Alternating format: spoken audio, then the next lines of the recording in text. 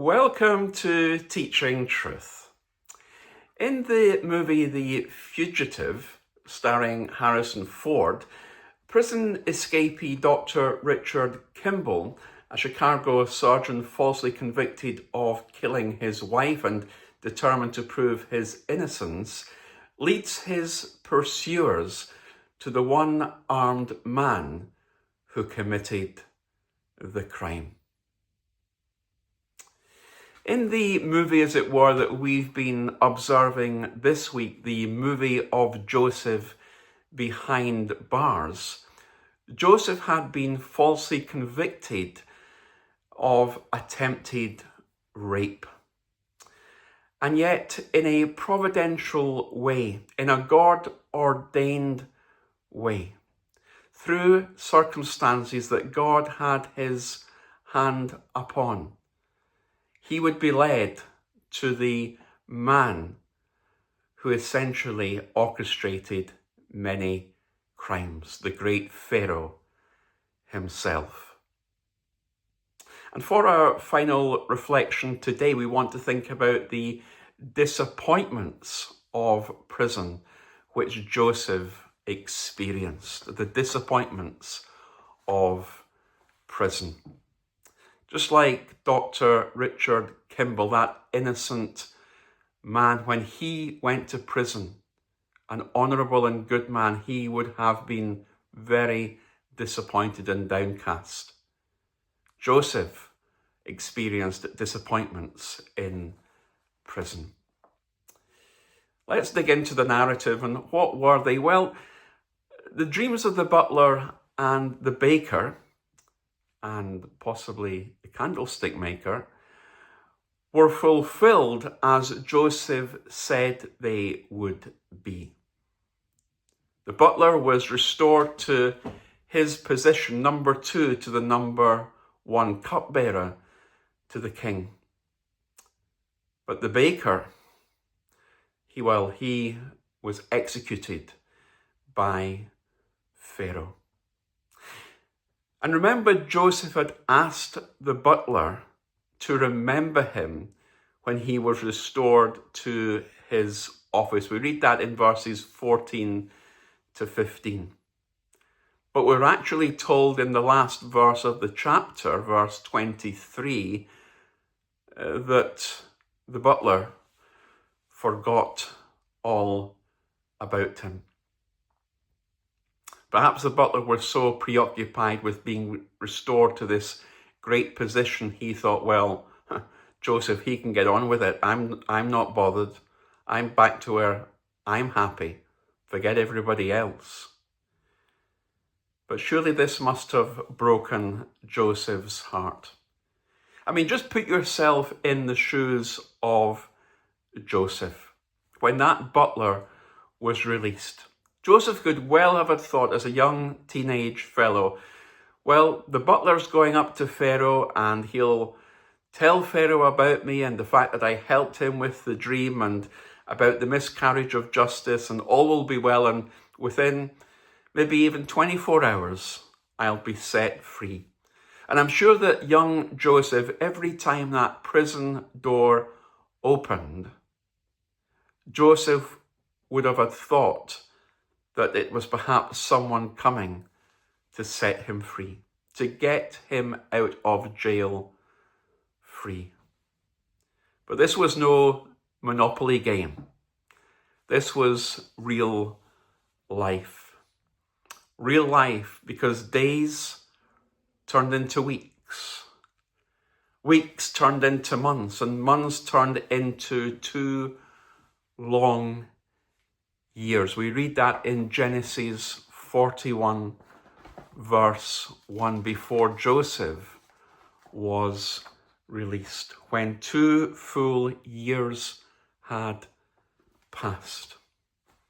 All the while, Joseph is behind bars, disappointed, still full of joy, but waiting on God to move in his time. And that behind bars disappointment must have served to teach Joseph two valuable lessons. And I think they serve to teach us two valuable lessons too. First of all, that we should never put our confidence in man. Joseph understandably tried to get his help from human sources. Mr. Butler, when you go back to Pharaoh, tell him that I'm down here in this prison, I'm behind bars. Any chance you could orchestrate it so that you could kind of get me out? Well, that approach failed. And despite the best intentions of our friends, they can let us down and we can let them down.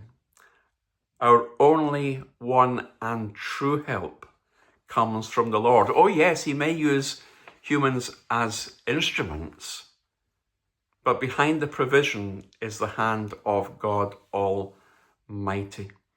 And Joseph was learning that God's unseen hand, the hidden hand of God, moves along in a way that he could not understand, perhaps when he was in that prison. Joseph understandably would have loved to have been free long before he was. But it wasn't God's time. And therein lies a reminder for us that our timing is not always God's timing. You see, when the time came, Joseph was released, and not a minute before. God is seldom early. Get this, but he's never late. He always moves bang on time. When did he feed Elijah? Morning and evening, right on time. When did he rescue the 3 Hebrew boys? Not when they would have liked, but right on time. When did he help Daniel? Not when Daniel would have preferred it, but right on time. When did Jesus himself come to his men on the sea in the stormy night? Not when they thought they needed him, but right on time. Let's put our trust in God and recognize that God's timing is perfect timing. See, there will be disappointments in our prison-like experiences. The Lord will not move or do things when we think he ought to do things, and we will and can be discouraged. We can reach out for human help, good though that is in and of itself, but we'll always find that it falls that bit short. When those times of disappointment come, we can either get discouraged and sit down in our cell, as it were, and moan and become depressed, or we can be like Joseph. We can recognize that God's timing is perfect, that God sees the big picture. And that even although we may feel forgotten, we are not forsaken. Even although Joseph perhaps felt forgotten by the fact the butler hadn't mentioned to Pharaoh, he was not forsaken by the Lord. In his time, the Lord will visit our prison. The Lord will open the door of our cell, and he, as it were, will set us free. Let me finish with this. This is not a good place to leave Joseph. He's done the right thing every time we've read about him.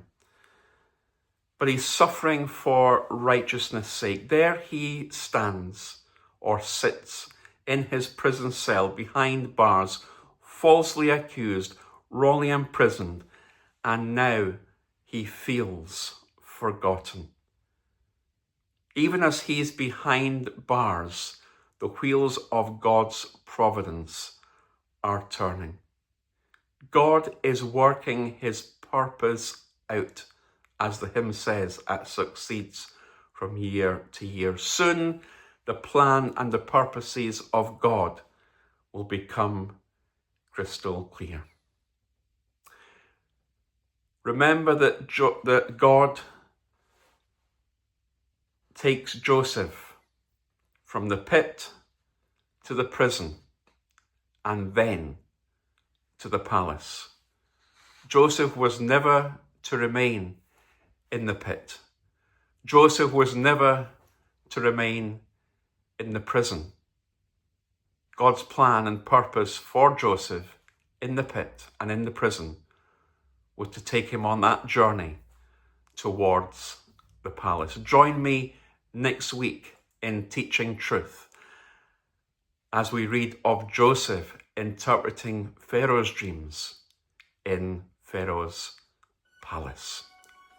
God bless you.